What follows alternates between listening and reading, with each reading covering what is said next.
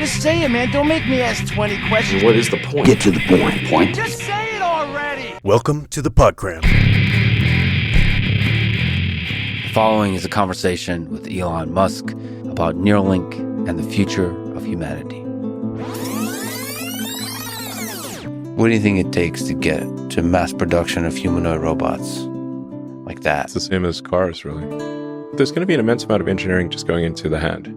Yeah. The hand might be close to half of all the engineering in Optimus. From an electromechanical standpoint, the hand is probably roughly half of the engineering.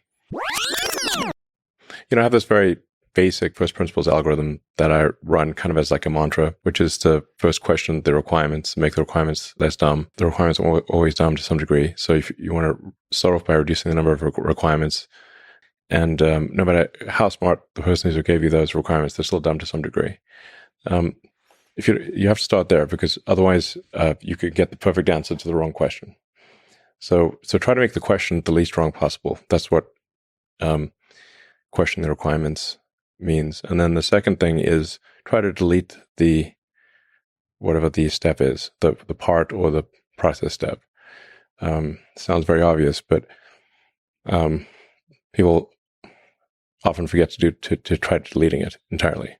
And if you're not forced to put back at least 10% of what you delete, you're not deleting enough. And it's somewhat illogically, people often, most of the time, feel as though they've succeeded if they've not been forced to put things back in. But actually they haven't, because they've been overly conservative and have left things in there that shouldn't be. And only the third thing is try to optimize it or simplify it. Again, these all sound, I think, very, very obvious when I say them, but the number of times I've made these mistakes is more than I care to remember. That's why I have this mantra. So, in fact, I'd say the most common mistake of smart engineers is to optimize a thing that should not exist. Right.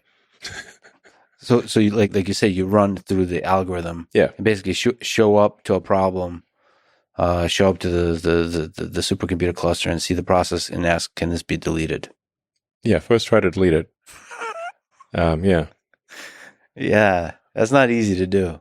No, and actually, there's what generally makes people uneasy is that you've got to delete at least some of the things that you delete, you will put back in. Yeah.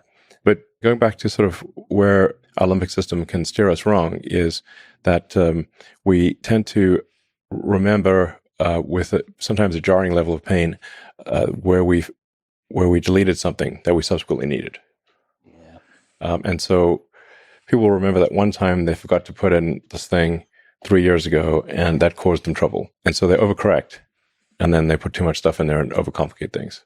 So you actually have to say, no, we're deliberately going to delete more than we should, so that we're putting at least 1 in 10 things we're going to add back in. And I've seen you suggest just that something should be deleted, and you can kind of see the pain. Oh, yeah, absolutely. Everybody feels a little bit of the pain. Absolutely. And I tell them in advance, like, yeah, there's some of the things that we delete, we're going to put back in. And that people get a little shook by that. But it makes sense, because if you're so conservative as to never have to put anything back in, you obviously have a lot of stuff that isn't needed. So you got to overcorrect. This is, I would say, like a cortical override to a limbic instinct. One of many that probably leads us astray. Yeah. And there's like a step 4 as well, which is any given thing can be sped up. However fast you think it can be done, like whatever the speed is being done, it can be done faster. But you shouldn't speed things up until you try to delete it and optimize it. Otherwise, you're speeding up something that shouldn't exist is absurd. And then the fifth thing is to automate it. And I've gone backwards so many times where I've automated something, sped it up, simplified it, and then deleted it. Yeah. And I got tired of doing that.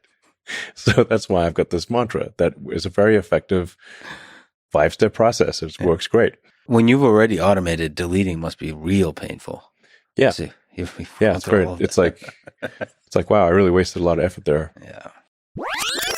I mean, I wonder if you could speak to the fact that one of the things that you did when I was there is you went through all the steps of what everybody's doing just to get a sense that you yourself understand it and everybody understands it so they can understand when something is dumb. or something is inefficient or that kind of stuff. Can you speak to that? Yeah, so I try to do whatever the people at the front lines are doing. I try to do it at least a few times myself. So connecting fiber optic cables, diagnosing a faulty connection, that tends to be the limiting factor for large training clusters is the cabling. There's so many cables. Because for a coherent training system where you've got RDMA, remote direct memory access, the whole thing is like one giant brain.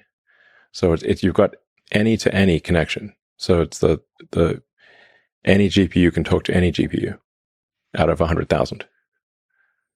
That is a crazy cable layout. It looks pretty cool. Yeah, it's like the human brain, but like at a scale that humans can visibly see. It is a cool brain. The human brain also has a massive amount of the brain tissue is the cables. Yeah. So they get the gray matter, which is the compute, and then the white matter, which is cables. A big percentage of your brain is just cables. That's what it felt like walking around in the supercomputer center. It's like we're walking around inside the brain. Right.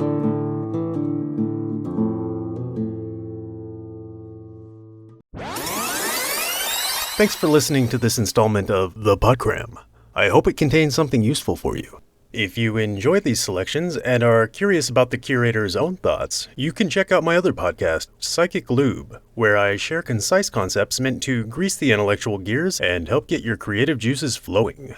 Each episode is an ongoing collaborative project that welcomes listeners to expand or rebut its points by email or comment, the most interesting of which get incorporated through periodic re-recordings. As always, if you're intrigued by today's content, I encourage you to go listen to the full podcast in its original form directly from its creators so that their sponsors keep paying them to make stuff for us and nobody feels compelled to sue me for copyright infringement. Now, get off your phone and go do smart stuff. Have a productive day.